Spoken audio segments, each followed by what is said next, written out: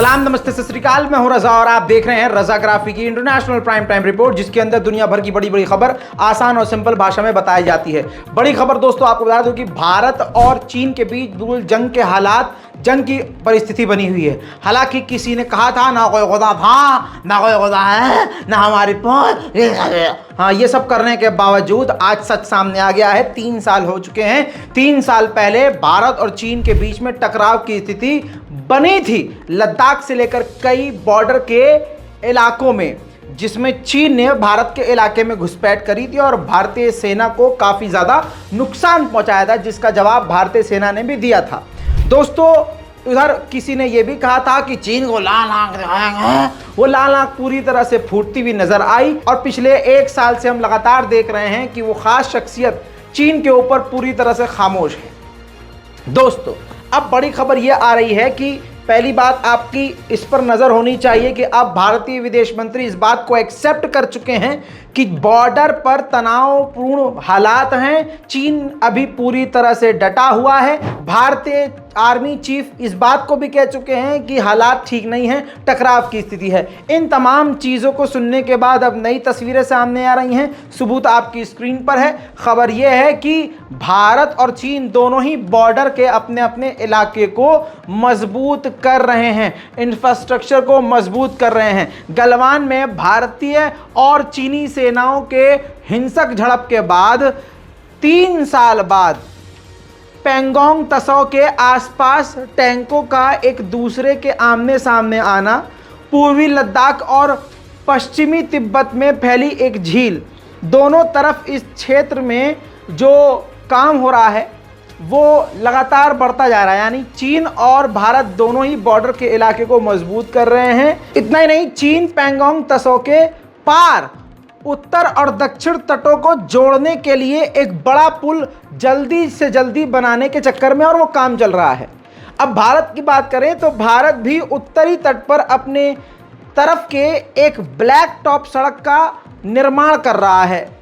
दोस्तों, यानी चीन भी अपने इंफ्रास्ट्रक्चर को मजबूत कर रहा है और भारत भी अपने इलाके को अपग्रेड कर रहा है, जिससे जंग की परिस्थितियां बनती जा रही हैं और दोनों देश की सेनाओं के बीच टकराव बढ़ने की संभावनाएं हैं। वहीं भारत और फ्रांस की दोस्ती आप लोगों को अच्छे से मालूम है, इसमें कोई दो राय नहीं है। फ्रांस में एक कानून है जिसके मुताबिक वहाँ की डिफेंस कंपनियां जो हथियार और फाइटर जेट के इंजन बनाती हैं, वो अकेले ही फाइटर जेट और अकेले ही हथियार बनाती हैं। वो किसी दूसरे देश के साथ या किसी दूसरे देश की कंपनी के साथ मिलकर हथियार नहीं बना सकती थी। लेकिन फ्रांस की गवर्नमेंट ने एक कंपनी को, फ्रांसीसी कंपनी को जिसका नाम साफ्रांस है, उसको मंजूरी दे दी है कि आप दूसरे देश की कंपनी के साथ मिलकर फाइटर जेट के इंजन बना सकते हैं। अब दोस्तों, बड़ी खबर यह है भारत से जुड़ी हुई कि अब भारत का नाम आ रहा है कि वो फ्रांसीसी कंपनी साफ्रांस भारत की किसी कंपनी के साथ मिलकर फाइटर जेट के इंजन बनाएगी, जिससे भारत को एक बड़ी मजबूती मिलने वाली है। पाकिस्तान के पूर्व करप्ट प्रधानमंत्री नवाज शरीफ इस वक्त मौजूद हैं दुबई में। हालांकि उन पर से पाबंदी हटा दी गई है, कानून जो है वो पूरी तरह से बदल दिया गया है, जिसके बाद अब वो पाकिस्तान आ सकते हैं। लेकिन खबर यह है कि दुबई में बैठकर अभी नवाज शरीफ प्लानिंग कर रहे हैं कि अपना रास्ता कैसे क्लियर करें और पाकिस्तान में सत्ता में और राजनीति में कैसे आए। पाकिस्तान क्रिकेट का एक बड़ा नाम जावेद मियांदाद, जो कप्तान रह चुके हैं, अच्छे क्रिकेटर रह चुके हैं, उन्होंने एक इंटरव्यू में बड़े इल्ज़ाम इमरान खान पर लगा दिए हैं, जिसे आप कहेंगे नाशुक्री वाले इल्ज़ाम। जी हाँ, कहा है कि इमरान खान नाशुक्र हैं और आज जो हो रहा है उनके साथ उसकी वजह वो खुद हैं। जब इमरान खान प्रधानमंत्री नहीं थे तो उनके लिए मैंने तबीयत ख़राब होने के बावजूद कैंपेन किया था और उनको प्रधानमंत्री बनवाने में मेरा अहम और बड़ा रोल रहा था। जब प्रधानमंत्री बन गए इमरान खान तो उन्होंने पलटकर एक फ़ोन तक नहीं किया। आज जो इमरान खान के हालात हैं और बुरे हालात में फंसे हुए हैं, इमरान खान अपनी ही गलती और खामियों की वजह से ऐसे हालात में हैं। एक और बड़ी खबर, पाकिस्तान आर्मी ने अफगानिस्तान से लगे हुए अपने ही बॉर्डर के अंदर एक बड़ा ऑपरेशन किया, जिसमें टीटीपी के 5 से 6 आतंकवादियों को मारकर ढेर कर दिया है। कहा जा रहा है कि ये आतंकवादी ग्रुप के थे और इनकी जो प्लानिंग थी वो बड़े हमले करने की थी। अभी पाकिस्तान की आर्मी ये ऑपरेशन करके बड़ा खुश हो रही थी कि इसकी जवाबी कार्रवाई बलूचिस्तान में हो गई। बलूचिस्तान में आतंकी संगठनों ने हमला बोल दिया पाकिस्तान की आर्मी पर, जिसमें पाकिस्तान आर्मी के 4 जवान मारे गए और उधर से एक आतंकी मारा गया। पूरी दुनिया में अफगानिस्तान नंबर 1 पर है, जो सबसे ज़्यादा पूरी दुनिया में अफीम उगाता है और उसकी कमाई अफीम से होती है। जो काम पिछले 20 सालों में अमेरिका ऊपर से लेकर पीछे तक का जोर लगाकर अफगानिस्तान में नहीं कर पाया, या यूं कहिए कि वो सिर्फ दिखावा था, वो करना ही नहीं चाहता था, कुछ ही सालों के अंदर तालिबान की सरकार ने कर दिया है। 90% अफीम की उगाई को, अफीम की खेती को तालिबान ने जड़ से ही ख़त्म कर दिया है। पहली बार तालिबान की सरकार के बनने के बाद पहली बार तालिबान की किसी जगह पर अब जमकर तारीफ हो रही है। याद होगा मैंने आपको बताया था कि चाइना को 1 लाख बंदर श्रीलंका देने वाला है, जिसका काफ़ी विरोध हुआ। अब जाकर श्रीलंका ने उस फैसले को रद्द कर दिया। अब 1 लाख जो बंदर श्रीलंका चीन को देने वाला था, नहीं देगा, क्योंकि श्रीलंका को भी ये डर सता रहा है कि ये जो बंदर हम उनको दे रहे हैं, जो कह रहा है कि चीन हम इसको अपने जू में रखेंगे, श्रीलंका को ये डर सताने लगा है कि कहीं ऐसा ना हो कि ये बंदर चाइना के रेस्टोरेंट में पहुंच जाए, यानी घपाघप खा ना जाए ससुर के नाती। अब इसके बाद श्रीलंका के विपक्ष की पार्टी हो या सरकार हो, तमाम नेता अब इस मुद्दे पर खुश हैं। चीन का बेल्ट एंड रोड इनिशिएटिव, उसमें कई देश हिस्सेदार हैं, जिसमें इटली भी शामिल है, इटली भी मेंबर है। अब इटली पर अमेरिका प्रेशर बना रहा था कि चीन के इस ग्रुप से आप निकल जाइए, ऐसी तमाम तरह की खबरें आ रही थीं, लेकिन एक बार फिर से चीन सामने आया है और चीन ने कहा है कि चाइना के belt and road initiative project का हिस्सा अभी इटली है और इटली इस प्रोजेक्ट को पूरी तरह से सपोर्ट कर रहा है। वो अमेरिका या किसी और के कहने से इस ग्रुप से बाहर नहीं निकलेगा। चाइना हमेशा से कुछ ना कुछ उल्टी सीधी हरकत करता रहता है, जिसकी वजह से पूरी दुनिया ने कई तरह की बीमारियां भी देखी और कोरोना को आप भूल नहीं सकते। चाइना में एक केमिकल प्लांट में धमाका हुआ, उसकी जो तस्वीर आ रही है वो ऐसी है कि खुदा न खास्ता ऐसी तस्वीर परमाणु हमले जैसी होती है, और अल्लाह न करे ये कोई ख़तरनाक बीमारी इसके ज़रिए फैले, क्योंकि केमिकल प्लांट में धमाका हुआ है। आइए चीन के उस फैक्ट्री में जो धमाका हुआ है उसकी तस्वीर दिखाऊंगा, और उस विजुअल को तो आप देख के समझ सकते हैं कि लोग बड़ी तादाद में मरे भी होंगे या इन्फेक्टेड भी होंगे, लेकिन चीन छुपा रहा है।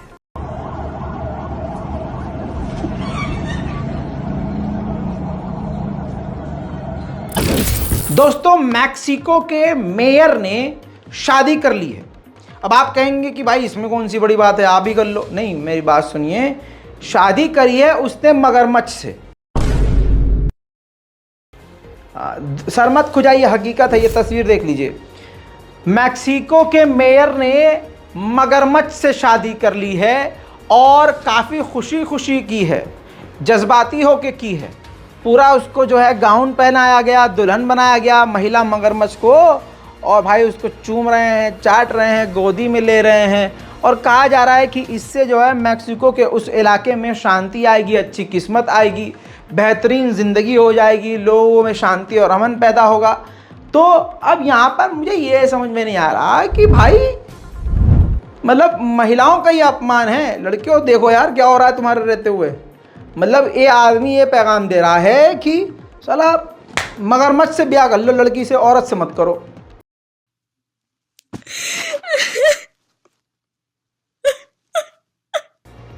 आप समझ रही हैं? और सुनिए, इतना ही नहीं, ये भी पैगाम दे रहा है कि ज़िंदगी महिलाओं के साथ रहकर इतनी ख़राब हो जाती है कि इससे अच्छा मगरमच्छ से ब्याह कर लो।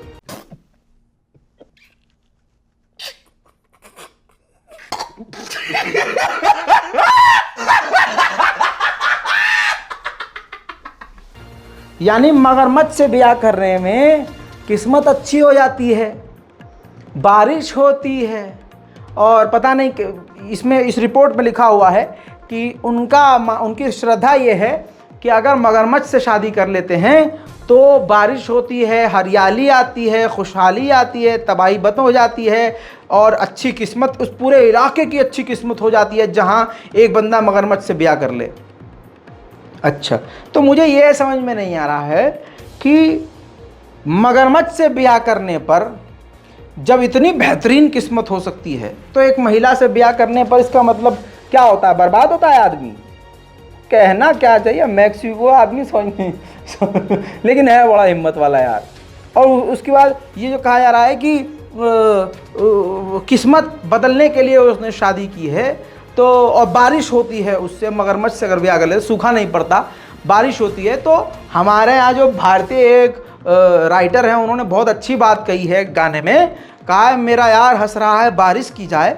तो भारतीय महिला यार जो होती हैं, मतलब गर्लफ्रेंड होती हैं, वो हंस भी देती हैं तो बरसात हो जाती है। तो यहाँ पर मतलब वो वाला लॉजिक भी बेकार कर दिया तुमने, झूठा साबित कर दिया यार हमें। मैं तो आरएसएस से कहना चाहता हूँ, दो रुपल्ली वाले आण भक्तों से कहना चाहता हूँ, एक बड़ा प्रोपेगेंडा है हमारे देश की महिलाओं के खिलाफ, कुछ करो यार। अब मैं तो इसकी भविष्य की चिंता में हूँ कि बच्चे इसके बंदर पैदा होंगे, मगरमच्छ पैदा होंगे, इंसान पैदा होंगे, छिपकली पैदा होंगे। मुझे बड़ी टेंशन हो गई यार।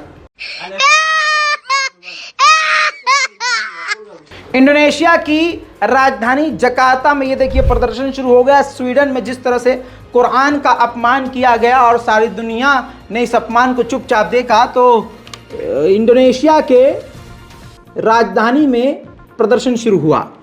ठीक इसी के बाद आपको एक बड़ी जानकारी दूं, ईरान भी अपने एम्बेसडर को, अपनी एम्बेसी खोलना चाह रहा था और एम्बेसडर स्वीडन भेजना चाह रहा था। ईरान ने तुरंत बड़ा कदम उठाते हुए अपने एम्बेसडर को रोक दिया, कहा कि फिलहाल स्वीडन से हम कोई नॉर्मलाइजेशन नहीं कर रहे हैं। एक और स्वीडन को ये बड़ा झटका था। इसके बाद OIC ने बड़ी मीटिंग करी और स्वीडन को धमकी दी कि ये इस्लामोफोबिक एक्ट था और इससे आप गलत पैगाम सारी दुनिया में दे रहे हैं। और भी कई सारी बातें हुई, जिसके बाद स्वीडन पूरी तरह से थर्रा गया। स्वीडन की गवर्नमेंट ने आनन फानन पहली बार ऑफिशियल स्टेटमेंट जारी किया और कहा कि ये जो कुरान जलाने का एक्ट हुआ है ये सरासर गलत है, हम इसके पक्ष में नहीं हैं और ये इस्लामोफोबिक था। जी हाँ, इतनी बड़ी बात आखिरकार स्वीडन की गवर्नमेंट ने मान ली है। इसीलिए भारत के डरपोक मुसलमानों से मेरी यही अपील है कि करना कुछ नहीं है, सिर्फ आपको आवाज़ उठानी है। अपने ऊपर हो रहे जुल्म पर बोलना सीखो। इंटरनेशनल प्राइम टाइम में आज और अभी के लिए इतना ही। इस रिपोर्ट को शेयर कीजिए, दुआओं में याद रखिए। मैं हूं रज़ा और आप देख रहे थे रज़ाग्राफी। जय हिंद।